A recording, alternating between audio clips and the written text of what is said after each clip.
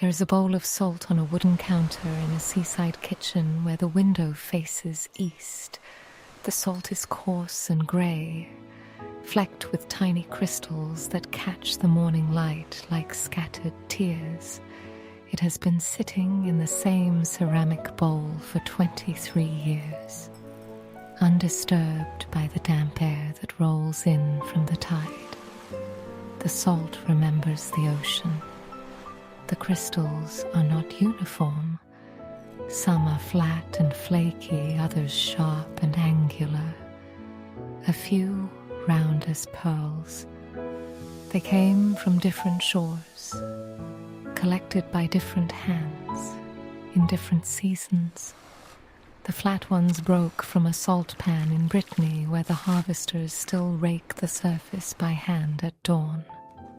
The sharp ones came from the coast of Sicily, where seawater is trapped in terraced pools and left to the sun and wind until nothing remains but white. The round ones were gathered by a grandmother who walked to the edge of Hokkaido with a wooden bucket and waited for the tide to recede, then scooped the wet sand into cloth bags and carried it home to boil. Miso, the small cat who lives in this kitchen, pressed her nose against the rim of the bowl. She sneezed. The salt did not change. For years, the salt sat in silence. It knew something the children of the house did not. The first question: would anyone ever taste it Sharp ones came and from remember the coast where of it came Sicily, from? where seawater The is salt trapped waited. in terraced pools. Summer came. The kitchen grew warm and humid. The salt crystals softened slightly at their edges, absorbing moisture from the air like a sponge absorbing a memory. When Miso walked past the counter, her whiskers brushed against the bowl, and a single crystal fell to the floor. It lay there for 3 days before anyone noticed, and by then it had dissolved into a tiny, damp spot on the wood. But even that single fallen grain carried the shore with it. If you want to remember where the salt in your own kitchen came from, subscribe so you do not miss what the next bowl will teach us.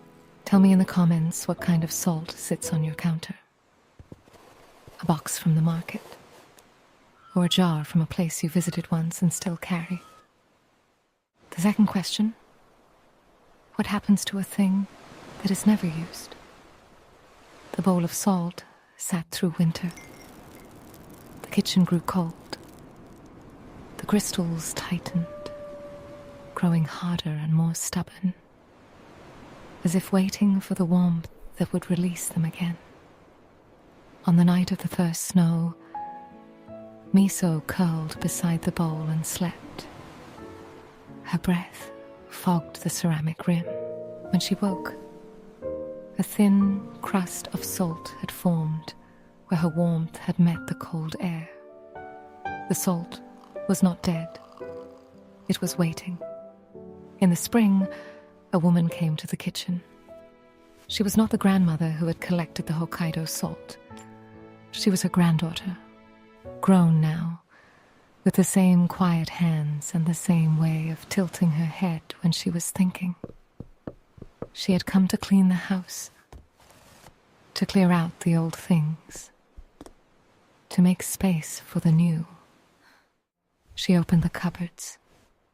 She sorted through the jars of dried herbs and the tins of tea that had turned to dust. She reached for the bowl of salt. Her fingers paused. The salt had changed over the winter. Its surface had developed a faint crust, not unlike the seasoning on an old pot. The grandmother who had collected it had once told her that salt is alive, that it breathes, that it remembers. The granddaughter lifted the bowl and held it to the light. The salt caught the morning sun and scattered it across the ceiling in 1,000 tiny points of white. For a moment, The kitchen was filled with the memory of light on water. Archaeologists studying ancient salt production in the Hallstatt region of Austria discovered that salt mines preserve organic materials so perfectly that wooden tools, textiles, and even human remains survive for thousands of years. The salt does not destroy. It holds. It waits. It remembers the shape of everything it touches. That is the kind of keeper we are all meant to become.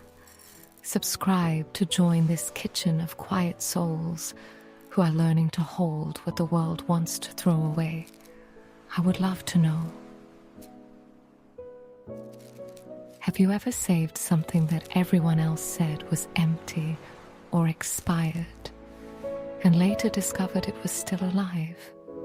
The bowl of salt on the counter held the same property, though no one had ever studied it. It held the memory of the Brittany wind, the Sicilian sun, the Hokkaido tide.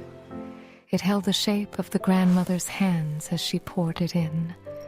It held the breath of Miso, the cat who had slept beside it through the long winter.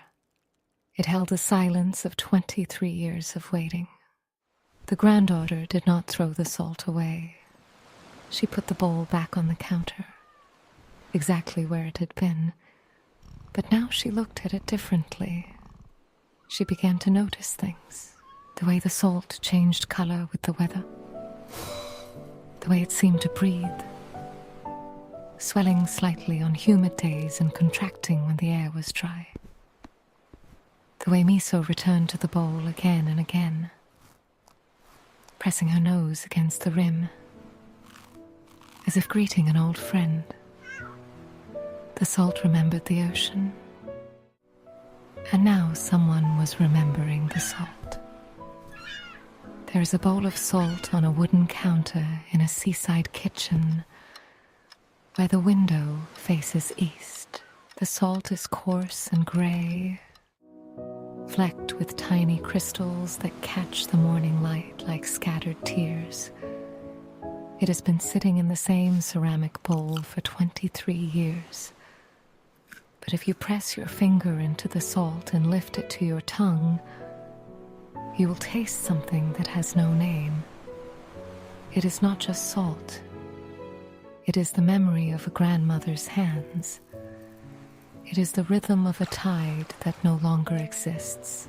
It is the salt remembering. And somewhere in a kitchen you have never seen, there is a bowl of salt that is waiting for you. You are not here by accident. You are the one the salt was waiting for. Subscribe so you do not vanish into the noise. Stay here where the old things are still remembered. Before you go, tell me in the comments what bowl has been sitting on your counter, untouched, waiting for someone to notice it is still alive.